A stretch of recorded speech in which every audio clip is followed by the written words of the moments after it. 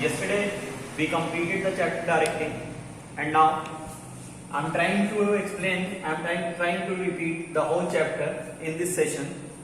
So you just concentrate over it, and you will get all the things whatever comes into the directing.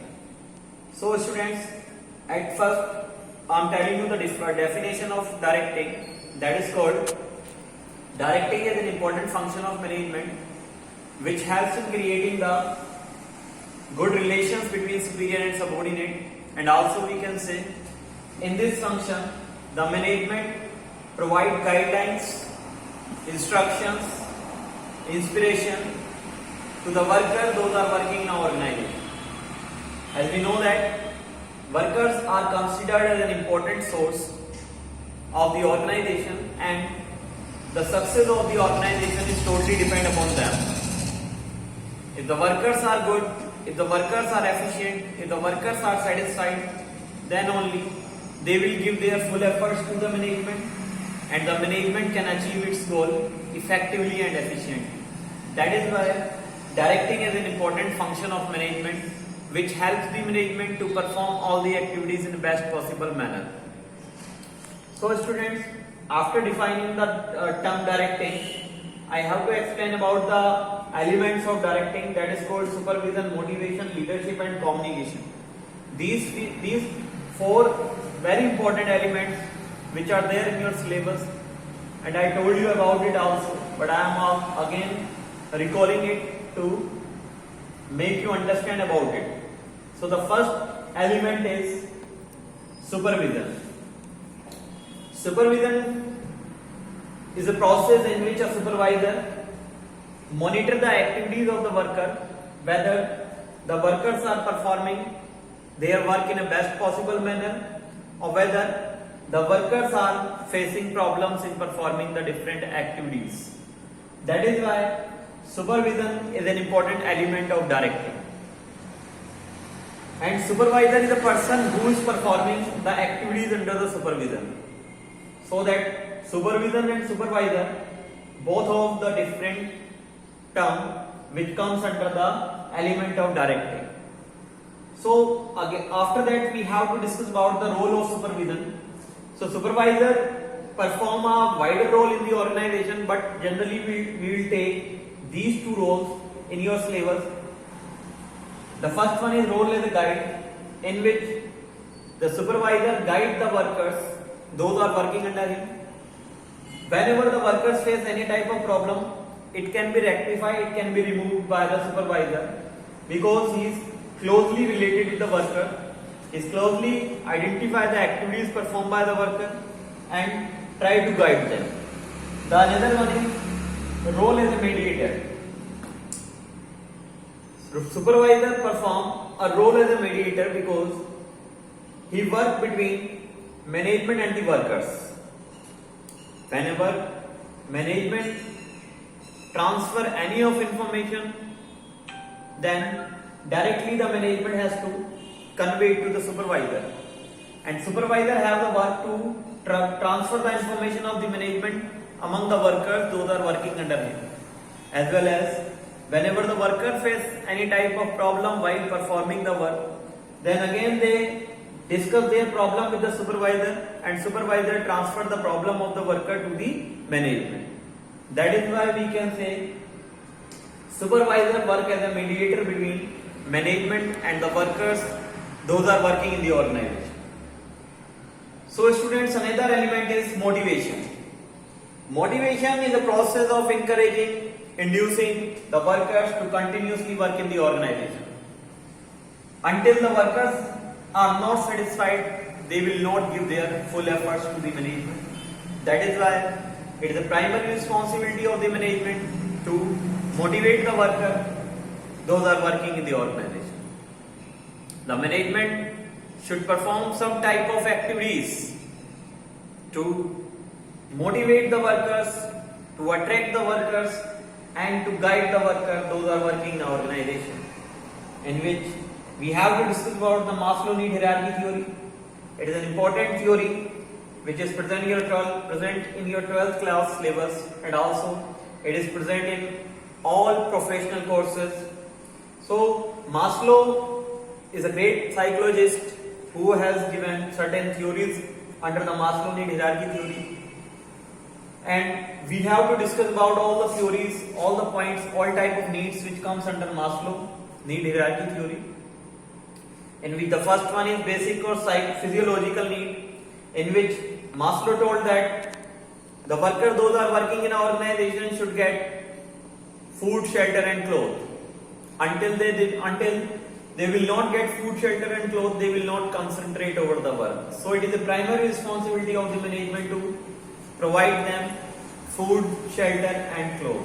The another one is safety and security, in which Maslow told that the workers, those are working in an organization, should be physically or financially safe and secured. Then only they concentrate over the work and the goal of the organization will be successfully achieved. Another one is social need. That means it is very important, because if the workers feel loneliness in the organization, then also they will not concentrate over the work. That is why Maslow told that the workers should develop the feeling of love, affection and friendship with each other. Then only they work together, and they work together for the achievement of organizational goal. The another need is self-esteem need. In self-esteem need, Maslow told that the workers, those are working under the lower level, also get respect and recognition from their superior. If superior is providing respect and recognition, then only the worker gets satisfied and perform their activities in the best possible way. That is why esteem need is very much essential for the satisfaction of the work. And the last one is self-actualization need. In self-actualization need, Maslow told that the workers should analyze themselves also.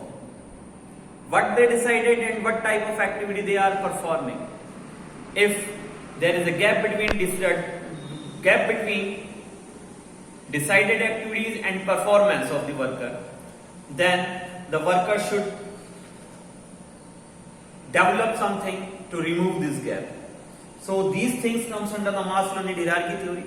The another one is financial and non-financial incentives, in which Maslow told that the workers, those are working in an organization, they should get financial and non-financial incentives. Financial incentive may be given by the company in the form of money.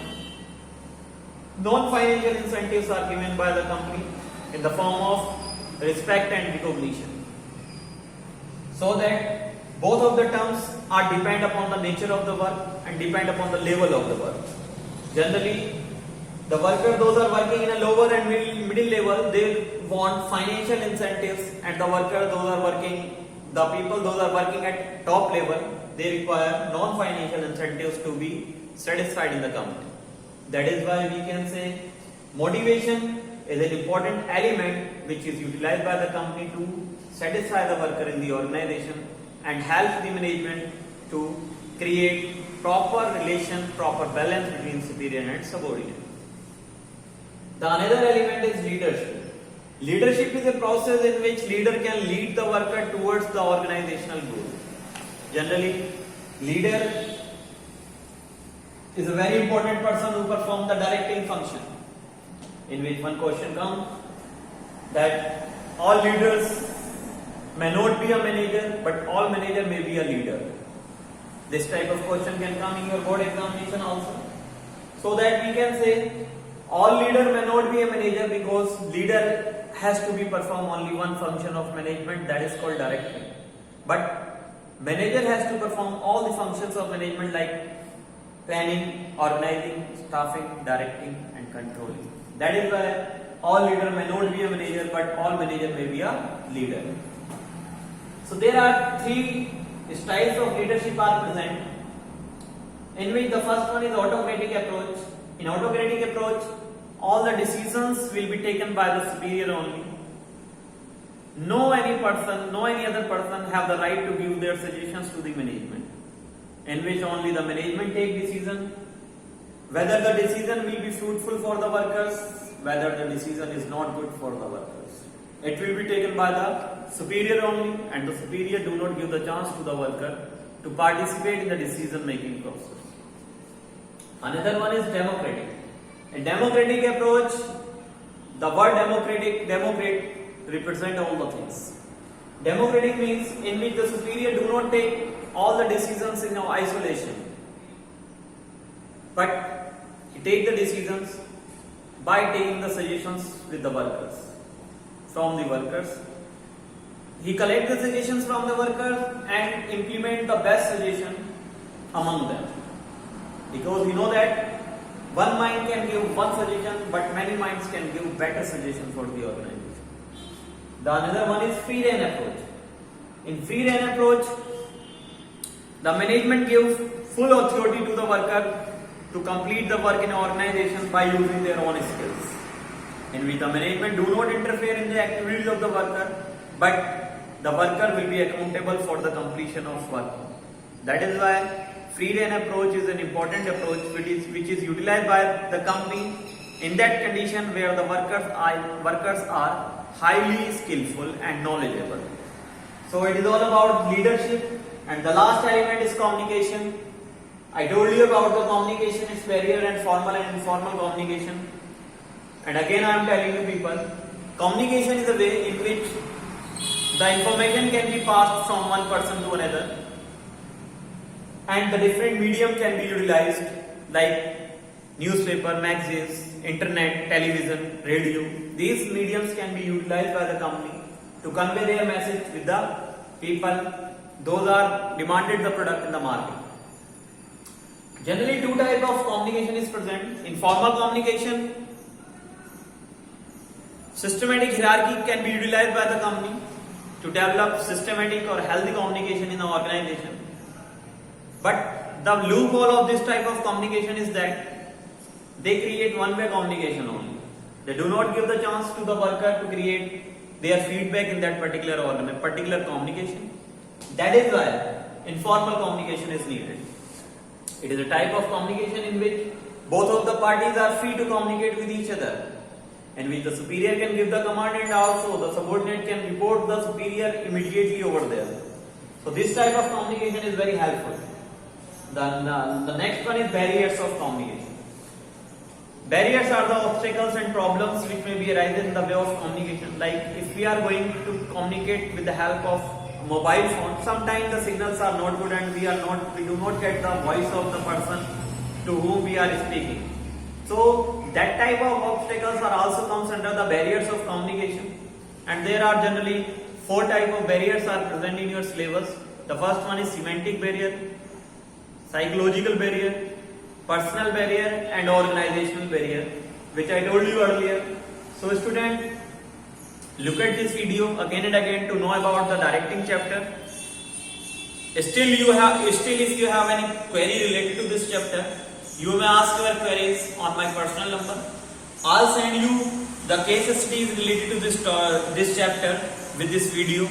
So go through the case studies also and watch the video again and again to solve the case studies.